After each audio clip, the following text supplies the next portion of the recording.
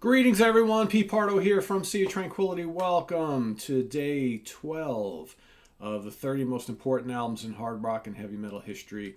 Today, we're going to take another look at an album from 1970, released March 7th, 1970. So, just a couple weeks after yesterday's selection of the first Black Sabbath album.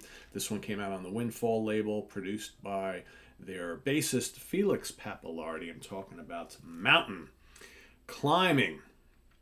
This is the first official Mountain album. Of course, Leslie West, their leader, vocalist, and guitarist, released a solo album called Leslie West Mountain, right?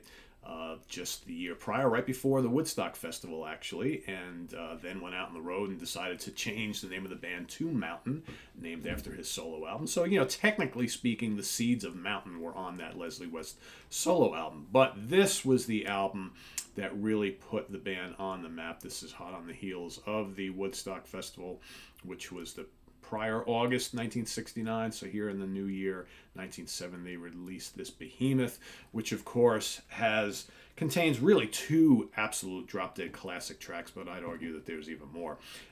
It starts off with Mississippi Queen, which has one of the most deliciously heavy riffs in all of hard rock history, kicking things off. That cowbell.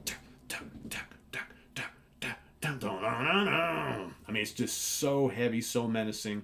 Leslie West's tasty, lyrical, melodic lead guitar work, great vocals, lots of heavy riffing, and all sorts of fun stuff throughout this album. An album, for me, that doesn't get enough credit when you talk about kind of the genesis of hard rock and heavy metal. I mean, Mountain were one of the heavy hitters of that time, and I think you look back and you listen to not only Leslie West's first solo album, Mountain, but Climbing, and a bunch of the albums, Nantucket Sleigh Ride. I mean, all these great albums that came afterwards.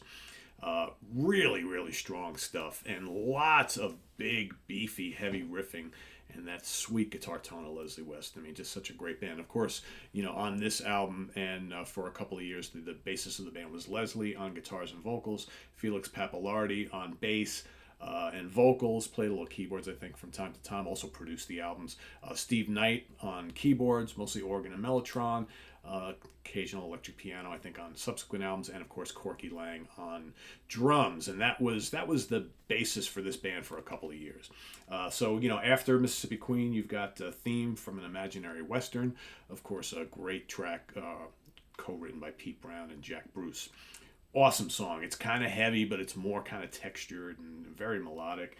Then you got Never in My Life, which is another one of those can't miss mountain bruisers. Such a heavy song with such terrific guitar work. Man, it's so heavy. Classic stuff. Then you got, Silver Paper and For Yasgur's Farm. Both songs pretty heavy and rocking. Definitely dramatic, melodic, great vocals, thunderous rhythm section. I mean, these are great, like, early 70s heavy rock songs. Then in the back end of the album, things get a little bit mellower. You've got To My Friend and The Laird. Both are kind of more acoustic, folky type pieces, but still they sound like Mountain. Sitting on a Rainbow is big and raucous and bluesy. And then you got Boys in the Band, another kind of cool heavy blues rock tune to finishing it all up. A great album. I mean, you can pick any of the early Mountain albums, in my opinion, but this, for me, is the one really that put them on the map. This is the one that I think most people go to, and I'm going to agree on that. I think this is a very influential album.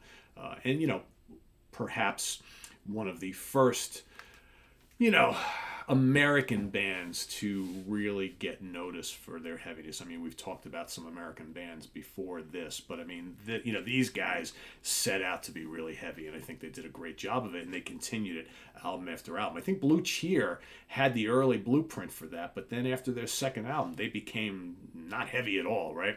But Mountain just kind of continued. That was their MO, right? It's just big Leslie West, huge guy. We're going to play huge riffs, and we're going to go out there and pack the big arenas and sell lots of records and make a name for ourselves. And that's what they did. So there you have it. Mountain climbing from 1970 is your pick of the day. Day 12. Visit us on the web at www.seaoftranquility.org. We're on Facebook. We're on Twitter. Of course, we're here on YouTube all the damn time. Thanks for watching. We got more of these coming. As you know, we're going to do my picks for what I feel are the 30 most important albums in hard rock and heavy metal history. 30 days in November, so stay tuned for day number 13 tomorrow. I am Pete Pardo. Please visit us on the web at www.seaoftranquility.org. We're on Facebook, we're on Twitter, of course, we're here on YouTube all the damn time. Thanks for watching. We'll see you real soon. Take care. Bye-bye.